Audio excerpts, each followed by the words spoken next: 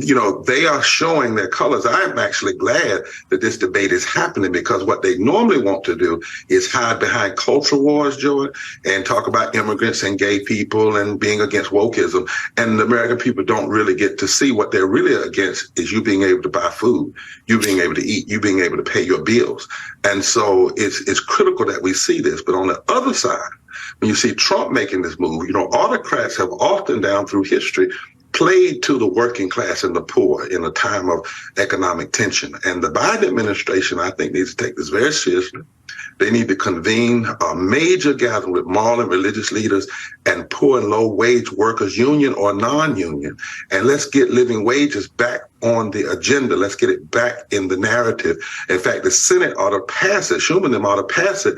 There ought to be a major gathering, because if not, don't underestimate the ability of Trump to slip in and try to take some of these workers off with him. Donald Trump is what Americans love. Donald Trump is what Americans aspire to be. Rich, powerful, do what you want to do, say what you want to say, be how you want to be. That's kind of been like the American dream. So he looks like a boss to everybody, and Americans love to have a boss. So, that's his appeal to me.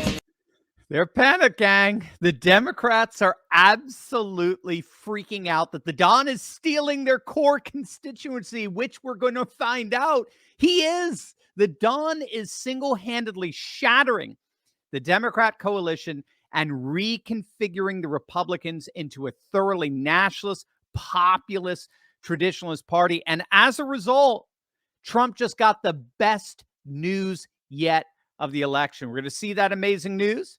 And we're going to see precisely why the New York Times, the Washington Post, as you just saw, MSNBC and CNN are all collectively sounding the alarm that their worst nightmare is about to come true. Trump really is going to pull this off, and there appears little that they can do to stop it. But first, gang, we need to show some love to our livers. Did you know that the latest data from the American Heart Association indicates that adults with fatty liver were 3.5 times more likely to have heart failure than those without? And did you know that the American Liver Foundation estimates that as many as 100 million Americans got fatty liver? That's you. That's me. We can't save America if we don't take care of ourselves. Our livers are our body's master detoxifier, but after decades of wear and tear, our livers slow down, they become sluggish. This is why a lot of us struggle with weight gain, feeling tired all the time. But gang, fortunately, there's a simple, all-natural solution. Liver Health Formula contains 12 powerful botanicals clinically proven to recharge and protect your liver at the cellular level. It helps restore your liver's detoxifying abilities, it boosts your energy levels, and it works remarkably well to fight that horrible fatty liver. Liver Health Formula is backed by proven science and approved by American doctors. And the best part, gang, every single bottle is manufactured right here in the USA. Click on that link below right now and try Liver Health Formula completely risk-free. Do it today, and you'll receive 5 free gifts. So don't wait. Click on that link below or go to getliverhelp.com/Turley right now. All right, gang, let's dive right in here. So President Trump is absolutely crushing it. How's this to start off your weekend? You ready? The latest Emerson poll is giving Trump his largest lead ever over his GOP rivals. Trump now leads the pack by an astonishing 47%. He towers over his chief rival, Ron DeSantis, 59-12. Let that sink in. 59-12. And you see him there. He's tied up with Biden. Keep in mind, in Emerson polling, Trump has never led. Trump, I believe Emerson gave Biden a +10 or so the day before the 2020 election. Okay. Trump's lead over DeSantis and the other candidates is the lead is more than all the support all the candidates can get combined. Look at this from the Hill. Trump skips past the primaries to the general. The Hill is admitting what even Fox News, right, formerly of Rupert Murdoch, more or less, he still owns it, but he's finally stepped down as of yesterday from being the chairman. But the Hill is admitting what the donor class controlled Fox News refuses to recognize. This primary is over. It is over. This GOP primary, I mean, you could argue it never began. Trump has won the nomination. He is not the presumed nominee. He is the nominee. The voting is merely a formality at this point. Again, even the leftist Hill recognizes that. There is no way, given how each indictment only strengthens Trump, there is no way anyone else is even going to come close to garnering his level of support. There was a glimmer of hope for DeSantis, for the DeSantis campaign last week with the abortion issue when Trump appeared to get a bit weak-kneed in that NBC interview when he promised to compromise with the Democrats on abortion. So DeSantis went, full animal on Trump over abortion. He's compromising. He's throwing pro-lifers under the bus. We can't trust him on abortion. I'm the true pro-life candidate, right? You saw that. And then the polls came out in Iowa. one of the most pro-life voting constituencies in the nation. And Trump's needle didn't budge an inch despite this 24/7 barrage from the DeSantis campaign over the abortion issue. Trump's needle didn't budge. Trump's needle actually gained a point. And to add insult to injury, as you can see, DeSantis actually fell by 3. And in a New Hampshire poll, which of course is more pro-choice, DeSantis collapsed. His abortion push, ironically, this is what shows you what absolute morons he has for advisors. His abortion push hurt him in the Granite State. He's now dropped to 5th in New Hampshire. DeSantis is 5th, gang, in the very first primary. And the reason for this is obvious. How on earth are you going to plausibly pin the guy more than any other president responsible for overturning Roe v. Wade? How on earth are you going to possibly paint him as weak-kneed and compromise on abortion? Again, I mean, I'm sorry, gang. I'm just going to say it. I mean, DeSantis's advisors add a whole new dimension to the definition of the term moron. What the heck were they thinking? Trying to make Trump, the one man more than any president in our history, right, in modern history, responsible for overturning Roe v. Wade. How on earth are you going to possibly make him look weak on abortion? It's ludicrous.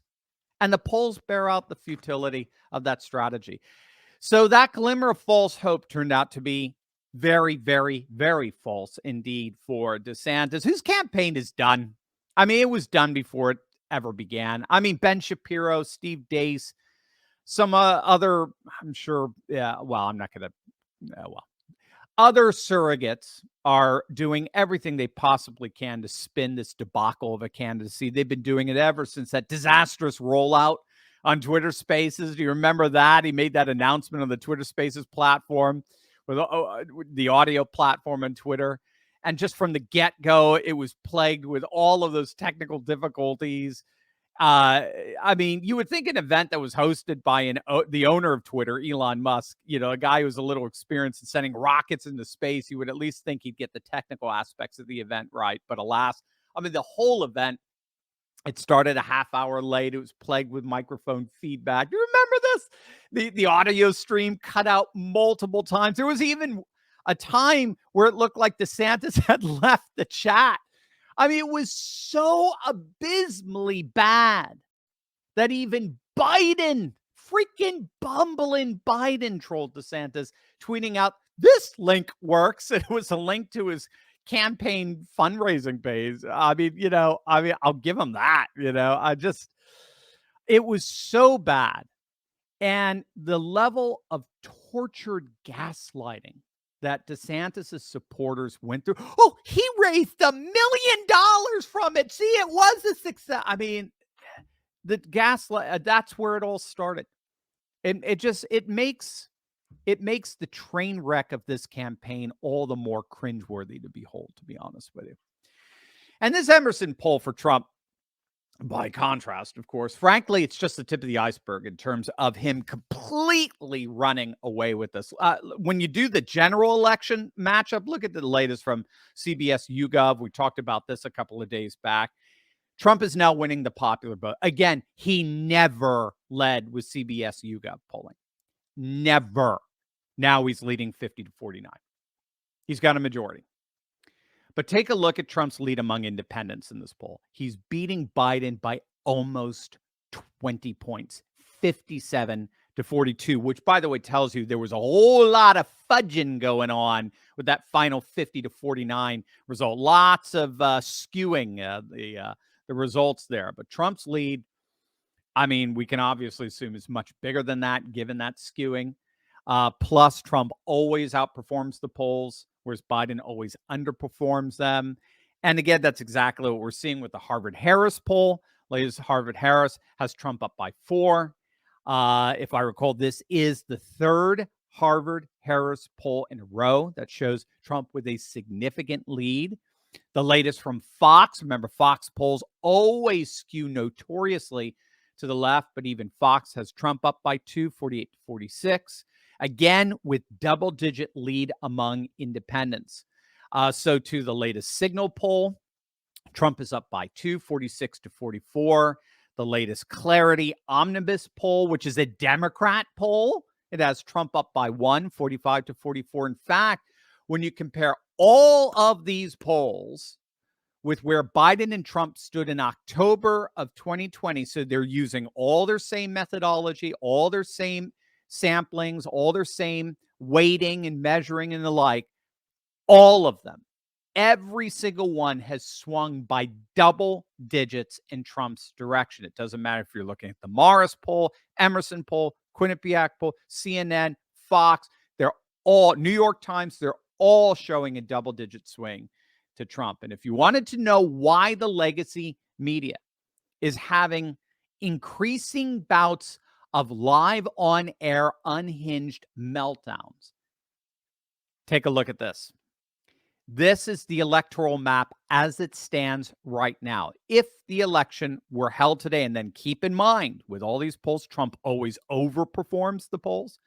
Biden always underperforms. If the election were held today, it would be an electoral landslide. 312 electoral votes. Remember, in 2016, Trump was the first Republican candidate to win over 300 electoral votes in 30 years since Bush in 1988. I mean, George W. Bush barely squeaked by in both 2000 and 2004. That's why the Democrats thought, Obama in 2008, he represented the new perpetual Democrat majority as far as the eye could see, with well over 350 electoral votes for every election from now. Trump robbed them of that in 2016. He robbed them of that. And one of the fundamental reasons why Trump has been so dominant, both in the primaries and the general, and why he's getting 300 plus electoral votes, is precisely what we heard earlier at the beginning of the live stream. He's redefining the Republican Party away from the neocons, away from the Romneyites, Bushites, Lindsey Grahamites, McConnellites. He's redefining the Republican Party, where in that neocon frame could barely get 270 electoral votes. Now he's redefined it as the Workers' Party, literally as a union party. And that, we're finding, is winning in Wisconsin, Iowa, Michigan, Pennsylvania, Ohio, states that no Republican could dream of winning by, certainly by the margins that Trump is winning. George W. Bush barely won Ohio. And I don't think he even won Iowa. It's Trump who's able to win Wisconsin, Iowa, Michigan, Pennsylvania, because he's winning the worker vote, the union vote. And that's why this guest contributor for the MSNBC fiasco there, Joy Reid, at the beginning of the video. That's why he's so freaked out with Trump actively stealing the base of the Democratic Party. I'm sure many of you know President Trump announced that he's going to skip the upcoming waste of time donor-funded GOP debate. And this time he's going to counter those debates by appearing at a rally for the striking auto workers in Michigan. This is sheer genius. This is absolutely gigantic. And we really need to fully appreciate just what kind of political game changer this really is, what kind of paradigm shift this is. The United Auto Workers, I'm sure most of you know, they're currently striking against the big three automakers, right? General Motors, Ford, Chrysler parent, Stellantis. And it's the first time they've staged a full-blown strike on all three auto makers at the same time. And they're threatening more strikes for more plants if their demands aren't met. And what the big thing is it's fascinating. They're striking in large part because of what Democrat politicians are doing. Democrat politicians are pushing green and electric vehicle initiatives that are having the U.S. manufacturing industry literally on the cusp, because so much of green tech is being manufactured in China. Trump is seizing on this issue, this split between the Democrat base, the union working class base, and their politicians. They represent the politicians want green energy that's manufactured in China. They want, green technology and so forth, electric cars that's primarily manufactured in China.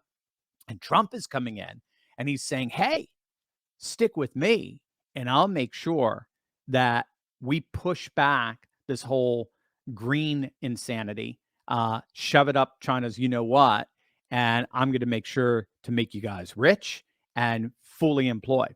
So he's seizing this issue. He's already issued his unwavering support for the striking workers, and they're reciprocating in their support for Trump. Even CNN is sounding the alarm on it. They're admitting that Trump is shattering the Democrat coalition of union workers. Take a look at this.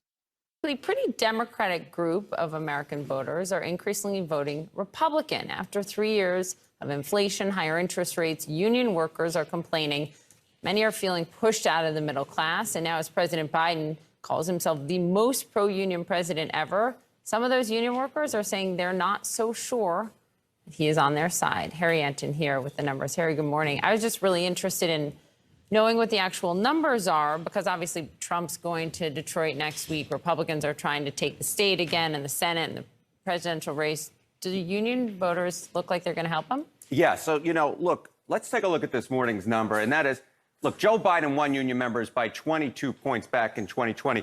But look, Democrat Harry Truman won them by 62 points back in 1948. So over the last 70 years, we've seen an increasing push among union voters to vote more Republican, even if they still vote Democratic. And I will note this. There is a massive divide within union members between college graduates and non-college graduates and how they vote. Among college graduates, look at that. Joe Biden won union members by 46 points. But among non-college graduates, Donald Trump actually won them by 6 points. So there's been a real shift, especially among non-college graduate union members. But there's also been a real shift in terms of demographic changes, right? What's that been? Yeah. So how about this? Share of union members with a college degree, voters, in 2020 was 51%. Back in 1952, it was just 2%. So we've seen union members become increasingly more part of the college-educated group. And more than that, we talk about who are union members, right? 2022 workers who are union members. Look at that. 33% of those in the public sector are part of a union. Among the private sector, it's just 6%. This number was basically triple 40 years ago. Private sector members, union members, have dropped a ton, guys. This is panic. They're seeing 2024 turning into 2016 all over again.